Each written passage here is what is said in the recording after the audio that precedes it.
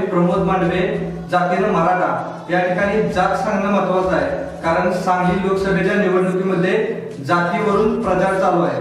काही लोक, काही विरोधक गोपीचंद पडळकर साहेबांना ते आपल्या जातीचे नाहीत आणि ते मराठा विरोध आहेत असा प्रचार करून त्यांना जातीवादाच्या पिंजऱ्यात बांधण्याचा प्रयत्न करतायत। ह्या अशा बाधित बुद्धीच्या लोकांना आणि खऱ्या मराठा समाजातील स्वाभिमानी जनतेला गोपीचंद पडळकर साहेबांचं कार्य समजावं यासाठी हा व्हिडिओ मी बनवत आहे। गोपीचंद पडळकर साहेबांचं कार्य सांगायचं झालं तर पडळकर साहेबांनी 2013 साली मराठा समाजासाठी आरक्षण मिळावं यासाठी सगळ्यात पहिलं आंदोलन गोपीचंद पडळकर साहेबांनी केलं। आता ते धनगर समाजातले आणि जर आपल्या मराठा जातीच्या विरोधात ते असते तर त्यांनी हे आंदोलन केलं नसतं। दुसरी त्यांच्याविषयी महत्त्वाची गोष्ट अशी की 2016-17 साली ज्यावेळी मराठा क्रांती मोर्चानं मोठं स्वरूप घेतलं त्यावेळी पडळकर साहेबांनी स्वतः या मोर्चामध्ये सामील होऊन मराठा समाज हा वंचित आहे आणि त्यांना आरक्षण मिळणं गरजेचे आहे अशी मागणी धरली। त्यानंतर सगळ्यात महत्त्वाचं काम त्यांनी जे केलं त्यामध्ये 2014 साली दुष्काळामध्ये 21 शेतकऱ्यांनी आत्महत्या केली। त्यावेळी स्वतःचा वाढदिवस साजरा न करता अशा शेतकऱ्यांसाठी प्रत्येकी 25,000 रुपयाचा निधी त्यांनी दिला आणि यामध्ये बहुतांश शेतकरी हे मराठा समाजाचे होते।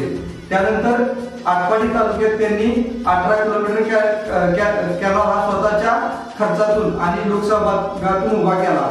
यामध्ये शहराच्या 4 ते 5 गावांना या कॅनॉलच्या माध्यमातून पाणी मिळाले आणि यामध्ये बहुतांश कुटुंब हे मराठा समाजातील आहे। जर गोपीचंद पडळकर हे मराठा समाजाच्या विरोधातले असते आणि मराठा जातीत ते जन्मले नसले तरी सुद्धा शेतकरी ही प्राथमिकता धरून गोपीचंद पडळकर साहेबांनी हे काम केले। यामध्ये त्यांना कुठलेही राजकीय पद, संविधानिक पद नसताना हे बहुमोलाचं काम त्यांनी केले।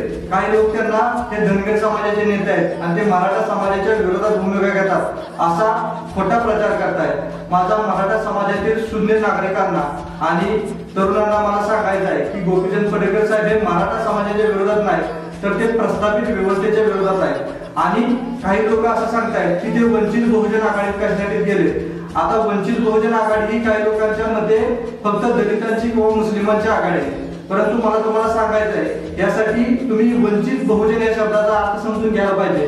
त्यामध्ये वंचित याचा अर्थ सामाजिक न्यायापासून वंचित असणारा व्यक्ती, आर्थिक न्यायापासून वंचित असणारा व्यक्ती आणि वेगवेगळ्या योजनांपासून वंचित असणारा व्यक्ती, गोरगरीब व्यक्ती, यामध्ये कुठल्याही जाती धर्माचा उल्लेख नाही असा हा वंचित शब्द आहे। आणि बहुजन याचा अर्थ छत्रपतींनी जी बहुजनाची मूठ बांधली त्यामध्ये 18 प्रगत जाती, 12 बलुतेदार आणि 18 अलुतेदार यांना एकत्रित करून इथे हिंदवी स्वराज्य स्थापन केलं आणि स्वराज्याचे दुसरे छत्रपती संभाजी महाराज यांनी या बहुजनांना त्यांच्या पात्रतेनुसार आपल्या मंत्रिमंडळात सामावून घेतलं असा हा बहुजन शब्द आहे। बहुजन या शब्दाचा अर्थ असा आहे की सगळ्या समाजातील व्यक्ती, त्यामध्ये सगळे जाती धर्म सामावले जातात आणि अशी ही वंचित बहुजन आघाडी आहे। त्यामुळे मराठा समाजातील तरुणांनी ही वंचित बहुजन आघाडी ही दलित किंवा मुस्लिम या समाजाची आहे असं न समजता की सर्व समाजाची, सर्व लोकांची, सर्व मराठा समाजातील तरुणांची देखील आघाडी आहे असं या ठिकाणी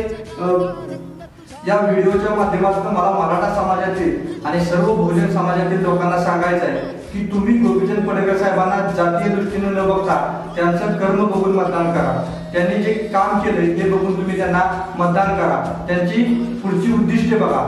त्यांनी सांगितलं की आपल्या देशाला वाचनालयाची गरज आहे, आपल्याला उन्नतीसाठी चांगल्या 5 स्टार लायब्ररीची गरज आहे आणि ती गरज ती पूर्ण करणार आहे। या ठिकाणी कोणतंही भीतीचं राज्य न येता कायद्याचं राज्य येणं गरजेचं आहे आणि ते आणण्यासाठी गोपीचंद पडळकर साहेब हे कटिबद्ध आहेत। त्यामुळे सर्व मराठा समाजातील लोकांनी आणि सर्व बहुजन लोकांनी गोपीचंद पडळकर साहेबांच्या कबशी समोरील बटन दाबून आपला स्वाभिमानी नेत्याला गोपीचंद पडळकर साहेबांना खासदार बनवूया असं या निमित्तानं मी आपल्या सर्वांना निवेदन करतो। धन्यवाद। जय हिंद।